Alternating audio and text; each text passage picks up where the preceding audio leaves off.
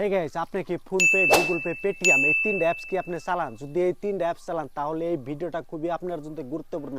কি জন্য কইতেছি গুরুত্বপূর্ণ? হয়তো আমরা অনেকেই ফোনপের মধ্যে টাকা সেন্ড করার পরে টাকা পেন্ডিং এ যাওয়ার পরেও কিন্তু আপনার অ্যাকাউন্টে থেকে টাকা কাটে। সেই টাকা আপনি কিভাবে ফিরিয়ে আনবেন এই ভিডিওর জরিয়তে আপনারা সম্পূর্ণ বস্তু অ্যাকচুয়ালি আপনি জানতে পারবেন।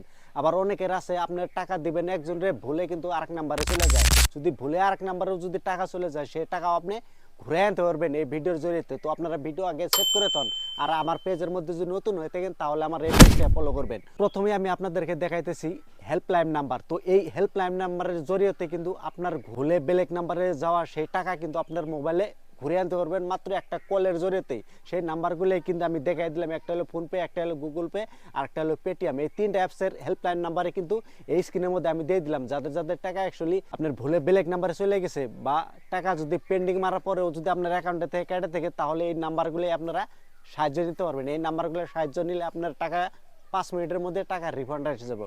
তো ভিডিওটা খুবই গুরুত্বপূর্ণ একটা ভিডিও, প্রচুর পরিমাণে শেয়ার করে সারা দেশের মানুষে জানাই দেন। তো ভিডিওটা দেখার জন্য ধন্যবাদ।